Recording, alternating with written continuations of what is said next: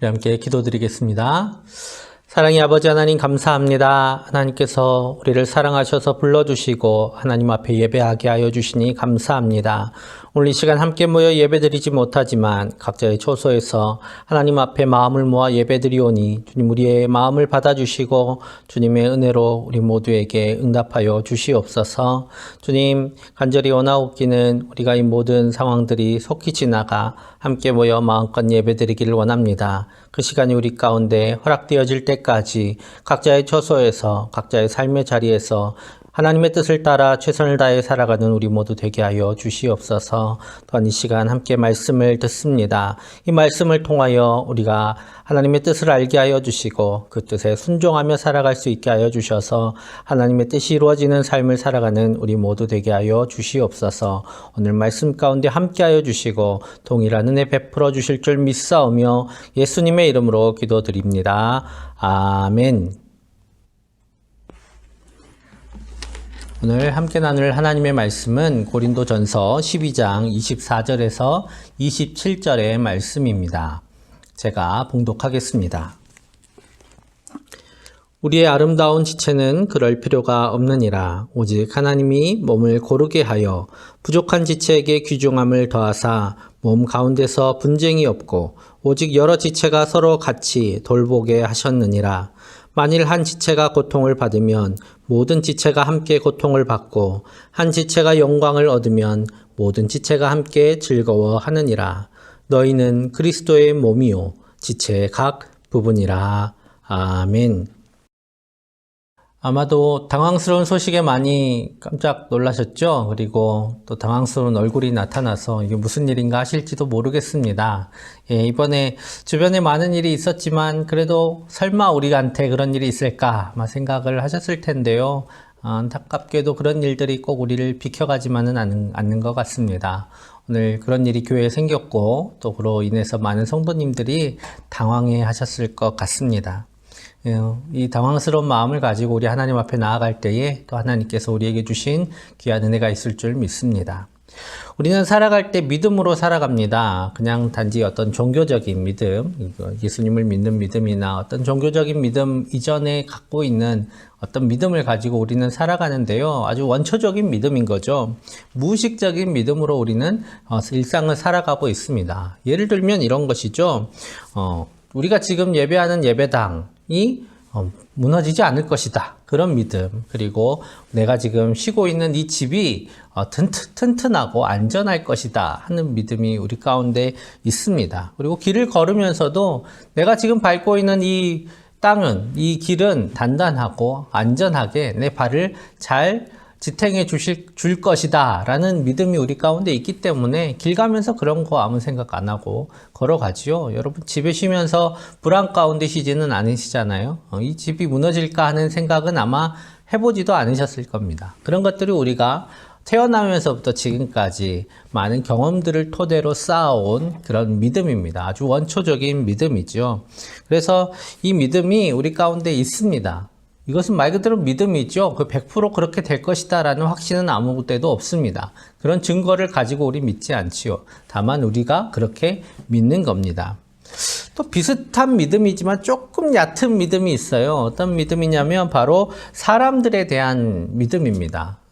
예를 들면 아주 가까운 내 기본적인 관계들 안에서 많은 내 가족들이 나와 아주 가까이 있는 사람들이 내가 어려울 때 나를 도와줄 것이다. 나를 보호해 줄 것이다 하는 그런 믿음도 그러한 이 믿음 가운데 하나입니다. 또 다른 종류의 믿음이 있어요. 우리 운전하시는 분들은 많이 갖고 계실 텐데요. 이런 거죠. 고속으로 이렇게 달리고 있는 차들이 각자 자신의 안전을 위해서라도 법규를 준수하고 최소한 상황에 맞춰서 잘 운전할 것이다 하는 그런 믿음이 우리 가운데 있습니다. 그래서 딴 생각하지 않고 졸지 않고 운전할 것이다. 그리고 최소한의 법규는 지킬 것이다 라는 그런 믿음이 우리 가운데 있습니다. 그리고 저 사람이 나를 보고 나를 잘 인식하고 운전하고 있을 것이다 하는 믿음이 있지요. 물론 아주 확고한 믿음은 아니지만 그런 믿음은 있습니다. 그런 게 없으면 어떻게 운전할 수 있겠어요? 그런데 가끔 그런 믿음을 깨트리는 사람들이 나타나죠. 그럼 우리는 깜짝 놀라면서 격한 우리의 마음을 쏟아놓을 때도 많이 있습니다. 그런데 그런 기본적인 일상도 보장되지 않는 곳이 있습니다. 바로 아주 극한의 환경들이죠. 내 발밑이 안전한지 안전하지 못한지 알 수 없는 곳, 그것이 바로 아주 극한의 환경입니다. 히말라야 아주 고원지대나 아니면 남극이나 북극 같은 그런 곳에서는 한 발 한 발 내리는 것 자체가 삶을 거는 일이지요. 그런 곳에 지금은 고인이 되신 산악인 박영석 대장님께서 겪으셨던 일을 이야기 들었습니다. 우리가 걷는 단단한 길이 아닌 이 눈으로 뒤덮인 곳에는 수백 미터 깊이의 크레바스가 이렇게 숨겨져 있습니다. 눈으로 뒤덮여서 겉으로 보기에는 이것이 길인지 단단한 바위인지 아니면 깊은 크레바스인지 알 수가 없지요. 그런 곳을 이제 걸어가야만 하는 게 산악인의 길입니다. 그렇게 걸어가는데 스틱으로 꾹꾹 눌러가면서 가겠지요. 하지만 무거운 몸에 그리고 배낭까지 지고 있는 사람 몸무게만큼 눌러볼 수가 없기 때문에 정말 이곳이 단단한 곳인가에 대한 확신은 가질 수가 없습니다. 그렇게 산을 오르고 있는데 갑자기 발을 지탱하던 눈이 밑으로 퍽 떨어지면서 말 그대로 수백 미터 깊이의 크레바스가 입을 쩍 벌리고 박영석 대장을 집어삼켰습니다. 그대로 추락하고 말았죠. 그런데 갑자기 추락하던 그 박영석 대장의 허리를 누군가가 강하게 잡아챘습니다. 줄이 그 박영석 대장을 붙잡아낸 것이죠. 그래서 그 깊은 시꺼먼 그 구덩이 위에 박영석 대장이 대롱대롱 매달리게 되었습니다. 그런데 이렇게 줄이 붙잡을 수 있었던 것은 바로 어딘가에 줄이 있었던 것이 아니라 이런 위험한 곳에 갈 때는 반드시 두 사람씩, 최소한 두 사람이 가게 되는데 두 사람은 서로 줄로 허리를 메고 걸어갑니다. 그 줄을 같이 메고 갔던 네팔인 세르파가 이 줄을 붙잡았던 것이죠. 그래서 이 세르파가 붙잡은 줄 때문에 박영석 대장은 일단은 목숨을 구했습니다.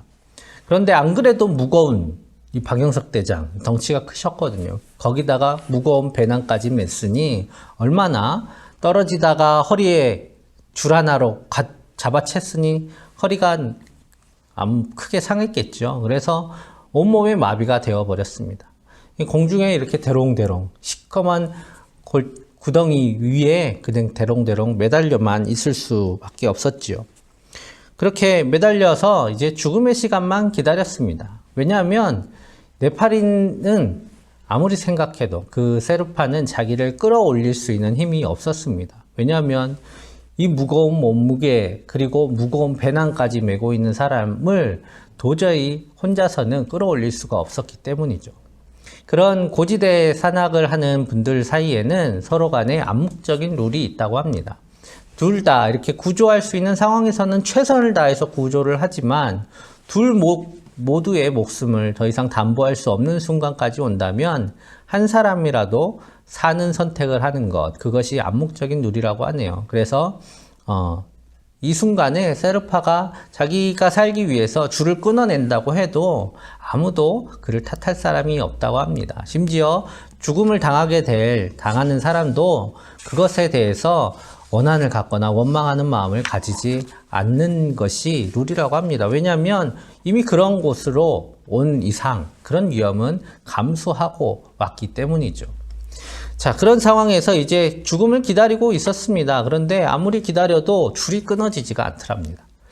줄이 끊어지지 않는 그 시간을 이렇게 기다리는 동안에 이제 충격을 받았던 허리가 점점 회복이 되면서 온몸을 슬슬 움직일 수 있게 되었습니다. 그렇게 버텨주는 세르파가 너무 고맙고 감사하고 그리고 어쨌든 이제 움직일 수 있게 되었으니까 뭐라도 해보고 해야 될 것 같아서 박영석 대장은 이제 움직이는 손으로 칼을 잡고 배낭을 끊어내고 이제 줄을 타고 올라오기 시작했습니다. 그렇게 올라왔습니다. 얼마나 고마운 마음으로 올라왔겠어요. 나를 구해준 그 마음, 이 줄을 끊지 않은 그 마음이 고마워서 끝까지 올라왔답니다. 그래서 단단한 땅으로 올라와 보니 그곳에는 세르파가 바닥에 납작 엎드려 있었답니다. 생명의 은인이죠. 얼마나 고마웠겠어요. 그런데 잘 살펴보니까 그냥 자신을 구해주기 위한 일념으로 그렇게 엎드려서 버티고 있던 게 아니었습니다. 그 무거운 박영석 대장이 갑자기 앞에서 푹 하고 떨어지니까 이 세르파가 본능적으로 도끼를 들어서 이제 눈밭에 도끼를 깊이 받아 묻고 온몸으로 버티기 시작했던 것입니다. 그런데 딱 거기까지가 한계였던 거죠. 이 이상 박영석 대장을 끌어올릴 수가 없었던 것입니다.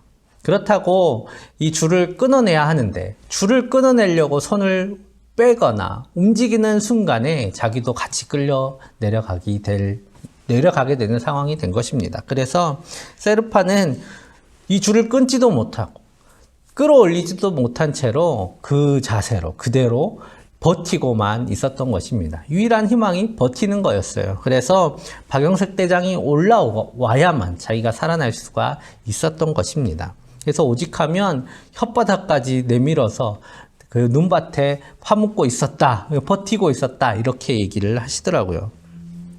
아마 박영석 대장이 올라오지 않았더라면 그 세르파도 결국 힘이 다해서 죽고 말았을 겁니다. 이 두 사람이 서로를 이렇게 이었을 때에 한 사람은 죽음의 위기에서 벗어났고 또 한 사람은 그 사람이 죽음의 위기로부터 벗어날 수 있어서 또 죽음의 위기에서 벗어날 수 있었습니다. 자기 또한 그렇게 구원받을 수가 있었던 것이죠.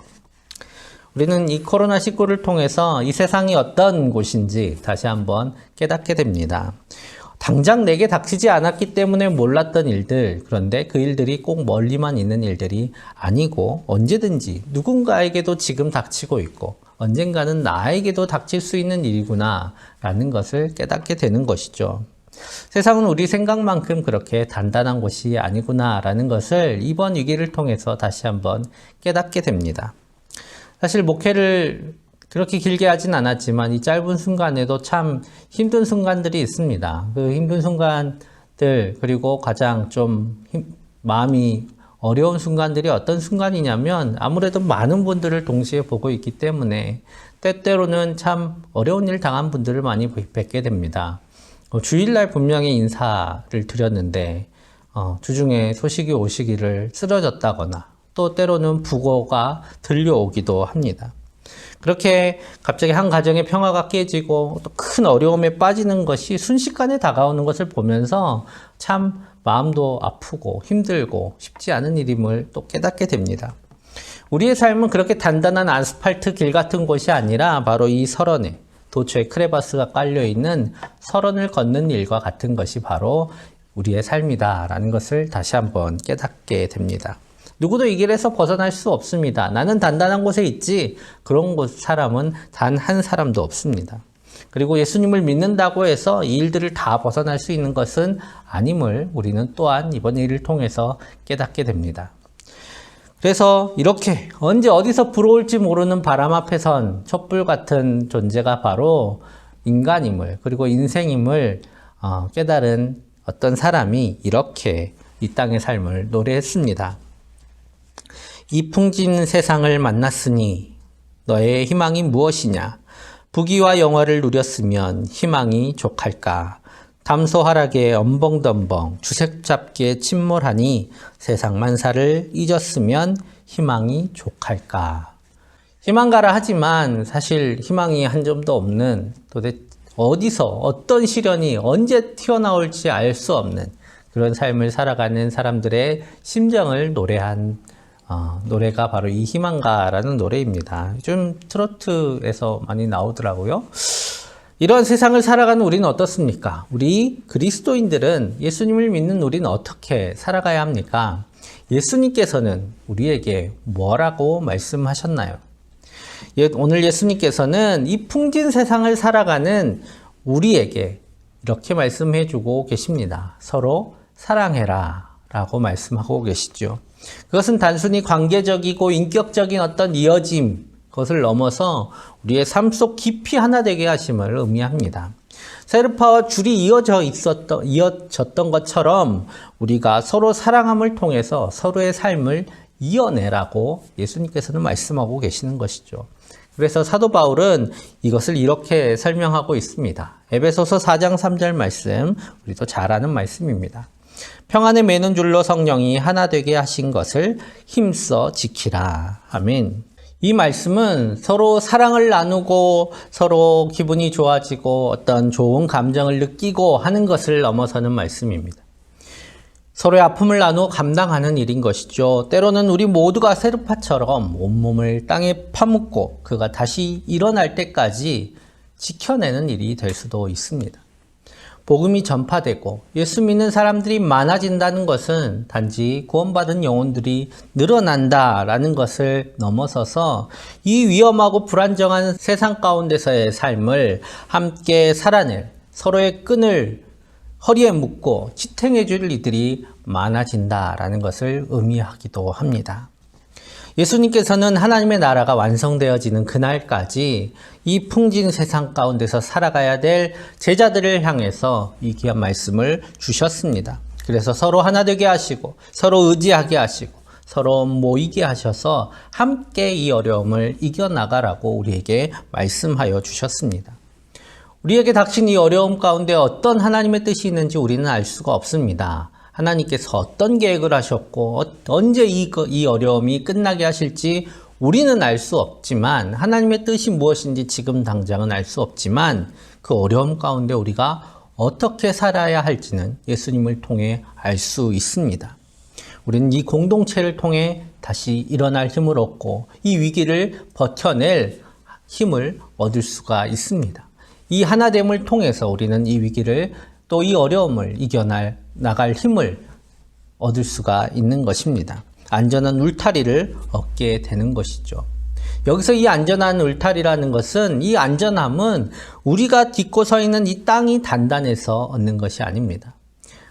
이 불안한 삶이지만 불안한 땅이지만 나를 위해서 함께 줄을 이어맨 많은 사람들이 내 곁에 있음을 통해서 얻는 안전함입니다.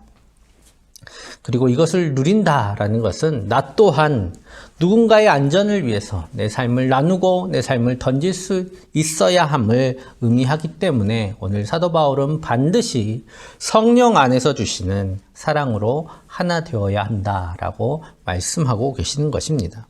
예수님의 은혜로 구원받은 성도들만이 자기의 삶을 던져서 누군가를 지켜낼 수 있는 이 귀한 사랑을 할 수 있기 때문이지요. 글라우디오 황제 치세 때에 근동 지방에 3년 동안 큰 기근이 들었다는 역사적인 기록이 있습니다. 이 기근 가운데 예루살렘 교회 또한 아주 고통을 당했지요. 만약에 복음이 전하여지지 않았더라면 예루살렘에 있던 유대인들이 우리끼리만 믿자라고 했더라면 아마 큰 어려움을 당했을 것입니다. 예루살렘 교회 사람들이 만약 그렇게 살았다면 기근을 피하기 위해 뿔뿔이 자기 땅을 버리고 흩어질 수밖에 없었을 것입니다. 하지만 그 당시 사도 바울, 바나바 그리고 수많은 사도들이 복음을 전하기 위해 이곳 저곳에 교회를 세우고 또 예수 믿는 공동체가 그곳에 존재하게 되었습니다. 그래서 아시아 지방을 넘어서 마게도냐와 또 고린도 지방까지 아가야에 있는 많은 교회들이 세워졌습니다. 그리고 그들은 한 성도라는 울타리 안에서 서로의 삶을 나누어 연보를 나누게 됩니다. 고린도후서 8장 20절 말씀입니다. 이것을 조심함은 우리가 맡은 이 거액의 연보에 대하여 아무도 우리를 비방하지 못하게 하려 함이니. 아멘. 사도 바울은 이 거액의 연보를 가지고 이제 예루살렘 교회로 가게 됩니다. 그런데 그곳은 고난이 예비된 곳이었습니다. 우리가 사도행전에서 보듯이 사도 바울은 예루살렘에 가서 목숨을 잃을 뻔한 위기도 겪게 되고 그 위기를 통해서 로마로 또 가게 됩니다. 그런데 그저 이 사도 바울의 발걸음은 복음을 위해서만 간 것이 아니었습니다. 많은 각 교회가 이렇게 거액의 연보를 믿고 맡길 수 있는 사람이 사도 바울밖에 없었을 것입니다. 왜냐하면 노련해야 되고 무엇보다 많은 교회의 신뢰를 얻을 수 있는 사람이어야 하는데 각 교회의 설립자이고 또 목회자였던 사도 바울만이 이 거액의 연보를 맡을 수가 있었겠죠. 그는 고통하고 있는 예루살렘 교회를 위해서 자신의 목숨을 내어놓고 자신의 삶을 내어놓고 그들과 함께하기 위해서 연보를 들고 예루살렘으로 가게 되었던 것입니다. 예수님을 믿음으로 하나 된다는 것은 결코 낭만적인 일만은 아닙니다. 그것은 어쩌면 내가 감수하지 않아도 될 일들을, 그런 위험들을 감수하는 일이나 마찬가지입니다. 마치 보험과 같죠. 보험 들어놔도 건강하신 분들은 끝까지 그것들을 다시 회수할 수 있는 방법이 없습니다. 뭐 사적인 보험들은 다시 내어주기도 하지만 의료보험은 그냥 계속 내는 거잖아요. 건강한 분은 교회 갈 일이 없기 때문에 자기가 낸 보험료 혜택을 받지 않지만 그것이 자기의 삶을 남눔을 통해서 누군가를 살리고 있는 일인 것이죠.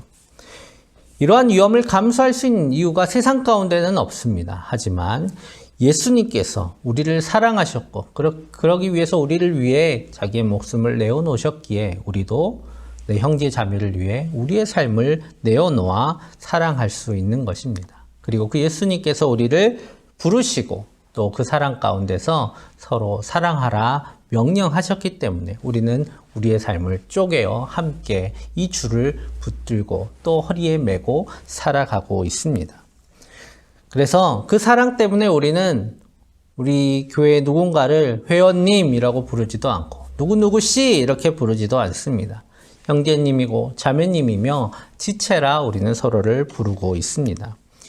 그리고 이 지체됨이 어떤 의미인가에 대해서 오늘 본문은 분명하게 말씀하고 있습니다.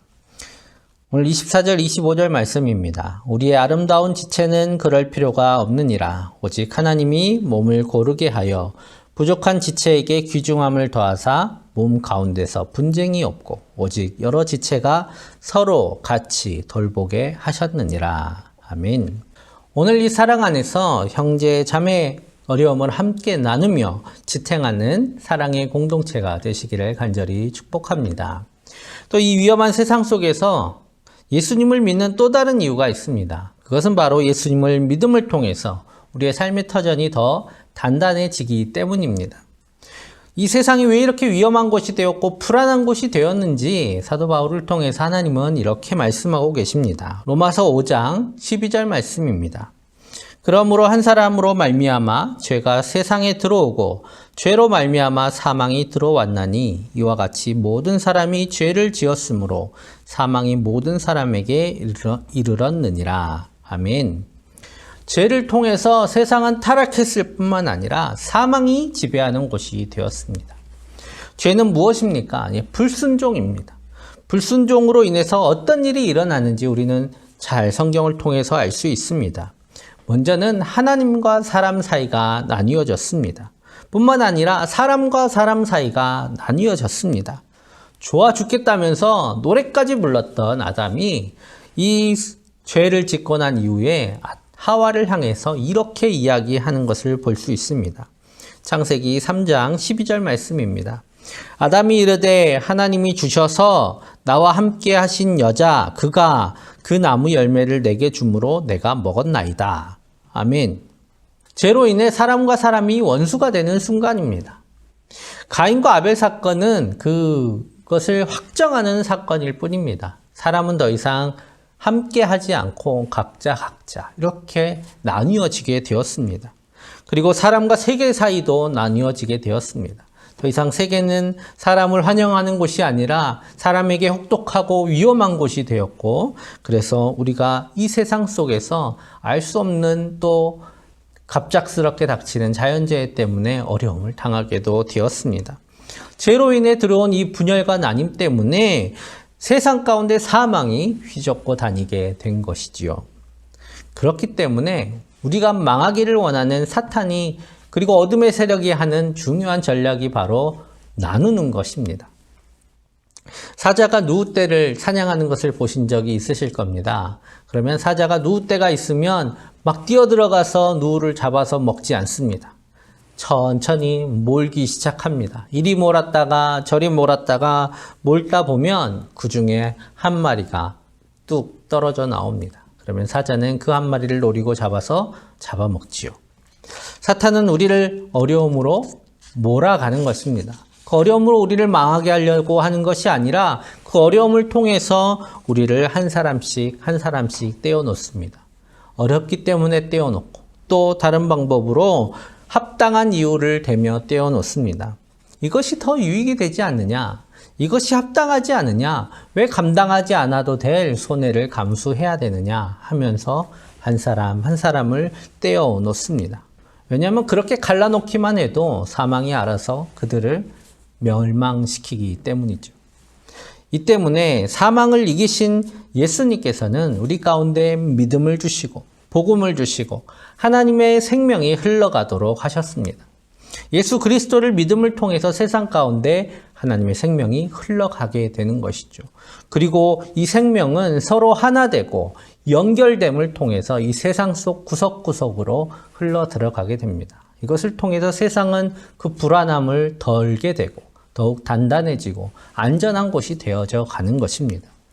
계속해서 우리를 나누는 사탄의 계략에 맞서서 우리는 계속 하나님의 말씀으로 그것들을 깨뜨리고 계속 서로 사랑하며 하나 되기를 힘쓰는 공동체 그리고 우리 교회가 되어야 할 것입니다.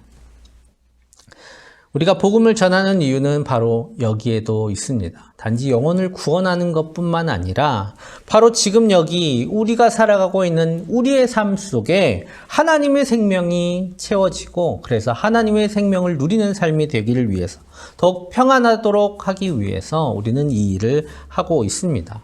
왜냐하면 하나님께서 우리에게 원하시는 일들은 다 우리를 위해서 하시는 일이기 때문입니다.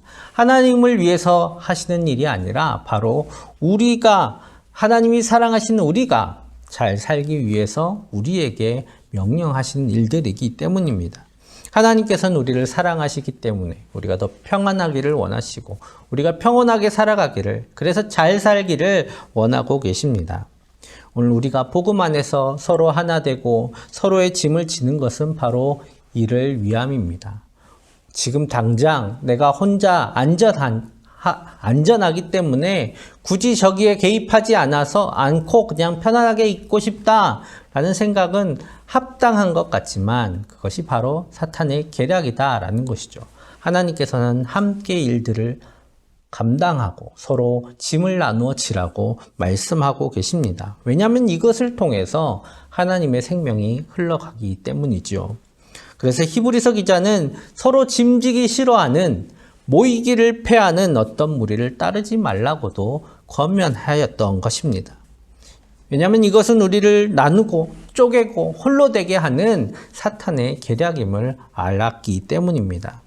그래서 이러한 것들을 깨달은 이 풍진 세상을 살아가야 하는 삶의 자세가 무엇인지 가장 중요한 것이 무엇인지 깨달았던 믿음의 선배는 이렇게 찬양했습니다. 이 풍진 세상을 만났으니 우리 할 일이 무엇인가? 믿음과 소망과 사랑 중에 제일은 사랑이라.